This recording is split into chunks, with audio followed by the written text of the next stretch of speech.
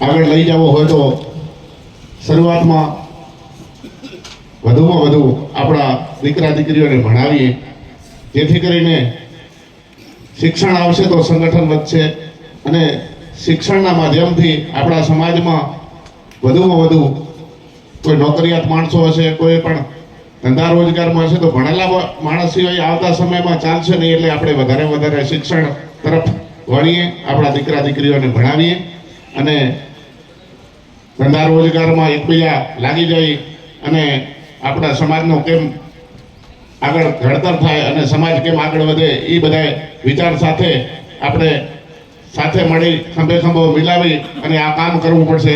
એટલે જેથી કરીને કોઈ પણ કામ એકલા માણસથી નહીં થઈ શકે. તો અહીંયા પણ જે કંઈ સમાજવાડી છે ત્યાં એક મોટી છાત્રાલય બને અને અહીંયા દીકરા દીકરીઓને રહેવાની પણ સગવડ મળે. અંતરિયાળ વિસ્તારમાંથી માણસો રહેતા હોય અને અહીંયા બાળકો ભણી શકે એવી બધા સાથે મળી અને થોડીક આટલી સગવડ છે અને વધારાની હજી પણ બાજુમાં જગ્યા લઈ અને વધારે સંકુલ મોટો કરીએ તો વધારે આપણી સંખ્યા દીકરા દીકરીઓ રહી શકે, ભણી શકે અને નાનો મોટો કાંઈ પણ સમાજનું કાર્ય કરવું હોય તો પણ અહીંયા થોડુંક વધારે બાંધકામ થઈ જાય, વધારે જગ્યા મળી જાય એવી હું સમાજ પાસે બધા પાસે લાગણી રાખું કે જેથી કરીને બધાએ આપણાથી અથાશક્તિ યોગદાન આપી અને આ એક કોઈ પણ કાર્ય કરવું હોય તો પણ બધાનો આગેવાનોનો પણ ફાળો હોવો જોઈએ અને દરેક સમાજના ભાઈનો 1 રૂપિયાથી કરીને 1 લાખ રૂપિયા સુધીનો ફાળો હોવો જ જોઈએ. એટલે જેથી કરીને આપણે આગળનું કામ આપણે હલાવી શકીએ. બાજુમાં હજી ગઈ વખતે મેં એક મિટિંગ મળી હતી, 25 આગેવાનો મળ્યા ત્યારે વાત થઈ હતી કે ભાઈ અહીંયા બાજુમાં હજી 1-2 પ્લોટની જરૂર છે અને એકાદા પ્લોટની હજી જગ્યાના પૈસા પણ આપવાના છે. એટલે બધાએ સાથે મળી અને એકત્ર ભંડોળ કરી અને એ પ્લોટની જગ્યા પણ લેવાઈ જાય તો આપણા સમાજ માટે જરૂરિયાત વસ્તુ છે. ને હવેથી કોઈ પણ રકમ આપશે, સમાજ જે પૈસા આપશે ને એ રૂપિયા બેંકના ખાતામાં રહેશે. જે કંઈ સમાજે 2-4 આગેવાનોને નક્કી કર્યા નિમ્યા હશે ને એ 3 આગેવાનની સહી સિવાય પૈસા કોઈ પણ ઉપાડી નહીં શકે અને 1 પણ રૂપિયાનો દર મહિને રૂપિયાનો હિસાબ પણ મળશે એની હું મારા વતીથી ખાતરી આપું છું. જેથી કરીને ક્યારેય કોઈ ના મનમાં એવું ના લાગે કે ભાઈ હવે પૈસા કે આપણે આપીએ છીએ કામ નહીં થાય, પણ કામ ચાલતું રહેશે. એટલે બધાએ પોતપોતાની યથાશક્તિ યોગદાન જે કંઈ સમાજના ભાઈઓ ફંડ ફાળો મૂકે એ બધાએ મદદ કરજો અને આગળ કામ અહીં ઘણું બધું લેવાનું છે એટલે થોડાક મદદ કરજો. અમારા વિસ્તારમાં અમે પણ હમણાં લગભગ આવતી 19 તારીખથી એક ગામોગામ કે વિસ્તાર વાઇઝ 2-5 ગામની મિટિંગો લેવાની નક્કી કર્યું છે. એટલે જેથી કરીને જે ગામમાં જઈએ ને અહીંયા 11 જણા 5 જણાની એક કમિટી નક્કી કરવાની. એ કમિટી ગામમાં કાયમી નાનું મોટું કોઈ સૂચન હોય ને તો સમાજવાડીનું ધારો કે ફંડ ફાળો ઉઘરાવાનો છે તો આપણે માથાદીઠ નક્કી કરેલું હોય. અમારા વિસ્તારમાં અમે એવું નક્કી કર્યું છે કે માથાદીઠ 100 રૂપિયા ફાળો. ઘરમાં 5 જણા હોય, દીકરી હોય દીકરા હોય તો 100 રૂપિયા માથાદીઠ અત્યારે ઉઘરાવાનો. અને અમારા વિસ્તારમાં વિચાર્યું છે કે પછી 100 રૂપિયા તો આપવા જ, પણ કોઈક આપણે સુખી સંબંધી કે આપણે એમની આપણા સમાજમાં યોગદાન વધારે દેવું, કોઈક 11,000 દઈએ કે કોઈ 51,000 દઈએ કે કોઈક લાખ દઈએ કે એટલે એ પણ ફાળો દઈ અને સમાજનું કોઈ પણ કામ કરવું હશે તો પહેલી જરૂરિયાત છે એ ફંડની. પૈસા હશે તો પણ સમાજનું કામ થઈ શકશે, નકર કામ ચાલતું નથી. ખાલી વાતો કર્યાથી કામ નથી થતું. એટલે આ વધારે આપણી જરૂરિયાત છે. એટલે બધાએ માથાદીઠ ફાળાની ઉઘરાણીની વાત થાય ને તો આવું પણ કરી શકાય. એટલે અમે એ બાજુ અત્યારે શરૂઆત કરીએ છીએ, પણ એનાથી પણ ભંડોળ ભેગું થઈ જાય પછી વ્યવસ્થિત ભાઈ હોય એ પણ યોગદાન દઈ શકે. એટલે જરૂરિયાતની વસ્તુ છે ને એ સમાજને ઉપયોગ થાય ને આપણાને ઉપયોગ થાય. આપણા દીકરીઓ અંતરિયાળ વિસ્તારમાંથી ભણી શકે એને સગવડ મળી રહે એવી હું સમાજ પાસે અપેક્ષા રાખું છું. હવેથી જ્યારે મારી જરૂર પડે તો હું સમાજ ભેગો છું અને જ્યાં જરૂરિયાત પડે અહીંયા અમને બોલાવજો. કામમાં ક્યારે અમે કાંઈ ઘટવા નહીં દી અને અમારાથી થતી પણ મદદ પણ કરશું. અમે ભલે ત્યાં રાપરમાં કરીએ છીએ એમ રાધનપુરમાં મદદ કરશું. એટલે ખાસ અને અને ખાસ તો એવી છે વિશ્વાસ રાખવાની વાત છે. વિશ્વાસ રાખજો ને. અમુક માણસોને પહેલા એવું હતું કે પૈસા દઈશું તો વપરાશે, નહીં વપરાય, ખાઈ જશે અથવા તો કામ નહીં થાય. આવો પણ હવે વિશ્વાસ રાખજો, કામે થશે. પૈસો 1 રૂપિયો પણ ગેરમાર્ગે નહીં જાય, ની મારી જવાબદારી છે. અને અમે 1 રૂપિયો હાથ ઉપર રાખતા નથી. જે હોય બેંકના ખાતામાં પૈસા આવશે, સમાજના બેંકના ખાતામાં રહેશે. 3 જણાની સહીથી જે કંઈ કામ કર્યું છે એનો વહીવટ બેંકના ખાતા દ્વારા થશે. એટલે અમે ક્યારે પણ રાપરે આવો વહીવટ કરીએ છીએ. એટલે હું તમને જાહેરમાં ખાતરી આપું છું, ક્યારે વહીવટમાં ક્યાંય ભૂલ નહીં થાય. 1 પણ રૂપિયો ખાતામાં રહેશે. લાખ રૂપિયા હશે તો ખાતામાં રહેશે. 5 લાખનો વહીવટ આવશે, રોકડા રૂપિયા તો ખાતામાં જમા થશે. એની પહોંચ મળી જશે. જેનો તેનો ફાળો દિયા ગામમાંથી આવશે, એ પણ જવાબદારી મુજબ બેંકના ખાતામાં જમા રહેશે. સ્થાનિક ઉપર કામ થશે. એ કમ્યુનિટીની 5 જણા કે 11 જણા રાધનપુરમાં જે કઈ રહેતા આગેવાનો છે એને જવાબદારી સોંપવામાં આવશે. કામ ઈ કરાવે. અને જે કઈ બિલથી ચેકથી પૈસા દેવાના થશે ને ત્યારે મારી પણ સહી આવશે એમાં. એટલે જેથી કરીને તમે ક્યારે મનમાં એવું નહીં રાખવાનું ભાઈ પૈસા હવે આપણા યોગ્ય રસ્તે થશે. 100% કામે થશે. અને આપણે બધા હાથ કરશું અને બધા સાથે મળીને કામ કરશું તો સમાજને આ વસ્તુ કાયમી ઉપયોગ થશે.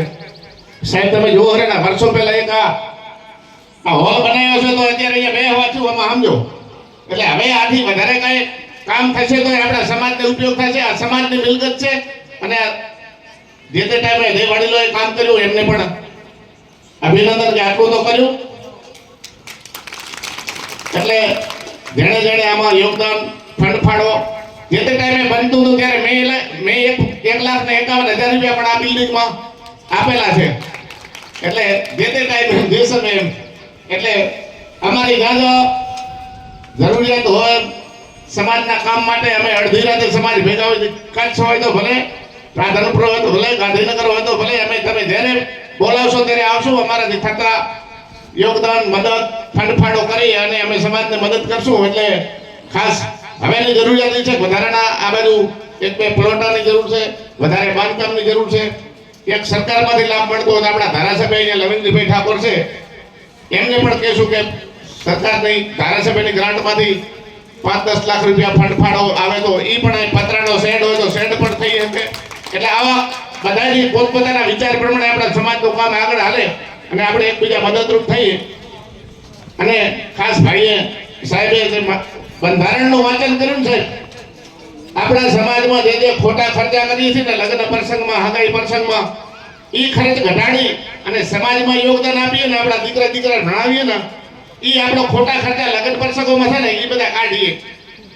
આપણે કેમ કીધું સગાઈ પ્રસંગમાં 25 જણા જવાનું રહે, લગ્ન પ્રસંગમાં 100 જણા જવાનું છે. પણ આપણે તો બધે હગાઈ હોય તો લગ્ન જેટલા માણસ હોય છે એટલે થોડા ખર્ચ બચાવીએ. પછી આ ડીજે ના ખર્ચા હોય, કલાકાર, દાંડિયા રાસ, આ બધું ખરેખર બંધ રાખી અને જે કઈ પૈસા બચે ને એ સમાજવાડીમાં આપીએ અને પોતાના દીકરા દીકરીને ભણાવીએ. એ ખાસ મારી વિનંતી છે સમાજને કે ખોટા ખર્ચા ન કરી. પછી આપણે માતાજીના માંડવા કરીએ એ ઓછા ખર્ચા કરીએ. માતાજી તો કહેતી નથી કે તમે મારો માંડવો કરો.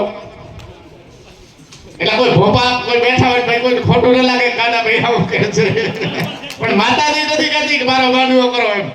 પણ આ બધા ખોટા ખર્ચામાં, અંધશ્રદ્ધામાં બહાર આવી અને જે કઈ પૈસા બચે ને સમાજનું સંગઠન કેમ વધે, સમાજને આપણે કેમ ઉપયોગી થઈએ, શિક્ષણમાં કેમ આપણે વધારે ધ્યાન દઈએ ને સાહેબ, ઈ કરવા જેવું છે. બાકી અંધશ્રદ્ધામાંથી બહાર આવીએ. હગાઈ પ્રસંગમાં 25 જણાથી હગાઈ થઈ જતી હોય ને તો સાહેબ 100 જણા આપણે ખોટા ખર્ચા કરવા શું કામ જઈએ? હગાઈમાંથી સાહેબ એમની અમુક તો ઠેર આડી હમથી બોલાવે ને ભૂતથી બોલાવે ને ગાંધીનગરથી બોલાવે ને આવવા જવાનું ભાડું, ખર્ચો, ડીઝલ, ઈ વિચારો. પછી જેમ અમે તો કોઈ બંધારણમાં એ પણ નક્કી કર્યું છે કે બાઇક લઈને સગાઈ પ્રસંગમાં ક્યાંય જવું નહીં. 25 માણસોનું રાખ્યું શું કામ? મોટું વાહન લઈ જઈએ એટલે એક વાહનમાં સમાવેશ થઈ જાય અને બધા વધી આવી. અરે સાહેબ ક્યાંથી કેટલા 50-50 કિલોમીટરથી બાઇકમાં આવે છે. શું કામ બાઇકમાં આવવું જોઈએ? પછી વચ્ચે ક્યાંક અકસ્માત બને, કોઈ પણ ઘણી જગ્યાએ આવા બનાવો બને છે. જેથી કરીને સમાજને નુકસાન ન થાય ને એના માટે સાહેબ આ બંધારણનું સાહેબે વાંચન કર્યું ને એ ખાસ જરૂરિયાત છે.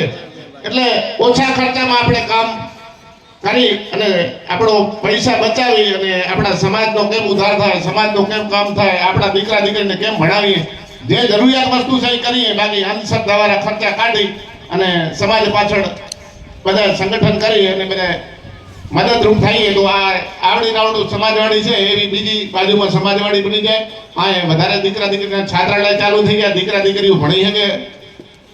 અહીં ભણવાનો તો સગવડ મળી જાય પણ રહેવાની સગવડ નથી મળતી, એટલે રહેવાની આપણે ખાસ બધા મળીને સગવડ વધારે કરીએ અને આપણા સમાજને આ વધુમાં વધુ શિક્ષણનો લાભ મળે એવી બધા પાસે ભગવાન પાસે પ્રાર્થના કરી કે આપણે બધા હવે સંગઠિત થઈએ, એકબીજા ટાટિયા ખેંચમાં કોઈ કરતા હોય ને એ બંધ કરી અને આપણે બધા એક થઈ અને આપણે સમાજનું કામ કરીએ, શિક્ષણનું કામ કરીએ, સંગઠનનું કામ કરીએ એવી ખાસ મારી વિનંતી છે કે જે કંઈ અમારા બાજુ છે એટલે કહીએ છીએ કે થોડા થોડા એમ કે કોઈ કરતા હોય ને કે ઓલે આમ નથી કર્યું, આ નથી કરતો, પણ આપણે કાંઈ નથી કરતા નકા કાંઈ દેવું કાંઈ ન હોય તો ખાલી ભેગા તો ભારીએ ને એવું કામ કરીએ જેથી કરીને હા કોઈ એવું નથી કહેતો ભાઈ એ ટાટિયા ખેંચવાના હશે એમ, પણ હું એમ કહું છું કે બધાએ આપણે સંગઠિત થઈ અને બધાનો એક અવાજે કામ કરી, કોઈનો વાદાવાદી ના કરી. એમ જે કામ કરતો હોય ને આપણે જે આપણાથી જેટલો ટાઈમ દેવાય એટલો, પૈસા નો દેવાય તો